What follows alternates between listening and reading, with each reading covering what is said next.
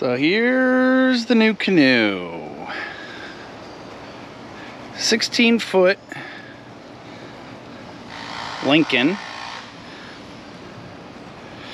The original owner got creative and put some pieces of tire on here. It looks, I took this side off already. I gotta figure out how to get the rest of it off, but it's not like it was hiding damage or anything. It just looked like he put it on there as a bumper. So since I'm gonna take it down and put and refinish it, give it a new gel coat. I figured I'd take it off and make her look new. So that's what we're gonna do. This is just a superficial surface crack that somebody tried filling. It's dry and coming off. I've contacted Lincoln trying to get some more information from them on it, like what the model is and stuff like that, but waiting to hear back from them. Most of the repairs are just superficial gel coat cracking and some deep scratches. There are these indents where the interior bulkhead wall meets the hull.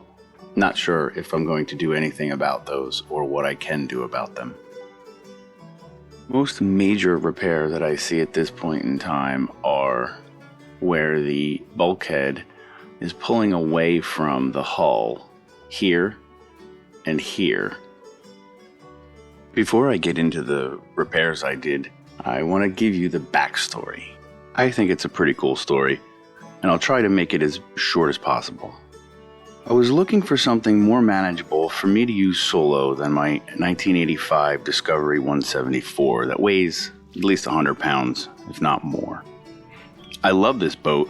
It's just too much for me to load and unload on the truck myself. So I hopped on Marketplace and went through many listings.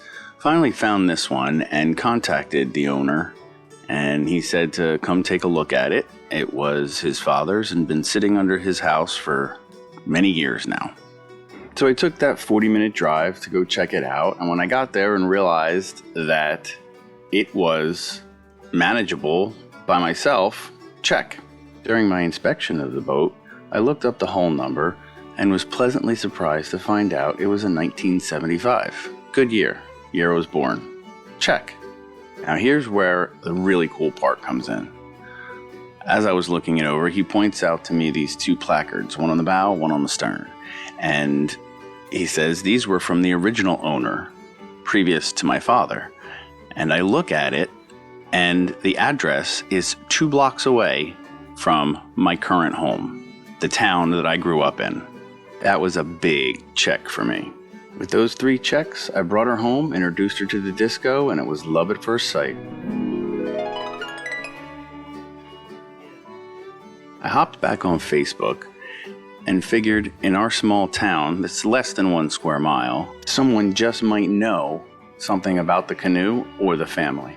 We have a community chat page. I posted the story with some pictures on there, and lo and behold, a couple people knew the original owner and were still in contact with his family, although he unfortunately has passed. His son reached out to me and actually sent me a picture of his mother and his father in the Canoe.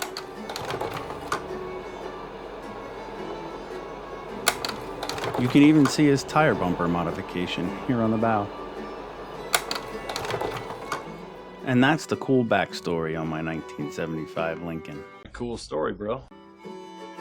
Before I started doing repairs, I wanted to try and get some information about the Canoe, as far as the layup and everything, just to make sure that I was doing everything properly. I did contact Lincoln, and I finally got a response from them, but there was not a whole lot of information, as they said they don't have records of models or anything before 2009 when the current owners took over. So I started to do some digging of my own, because if you remember when I said I looked up the hull number, it didn't come back as a Lincoln. It came back as a Lord's Craft custom pontoon boats. So I started looking into them. The first 3 letters of a hull identification number are the MIC, Manufacturer's Identification Code. And the MIC on this boat is LCN, which I figured made sense for Lincoln. It turns out Lord's Craft custom pontoon boats didn't even start making boats until 2011, and they went out of business in 2019. So I kept looking and found out that LCN was also used by Lincoln Canoes Company or Maine Marine Company.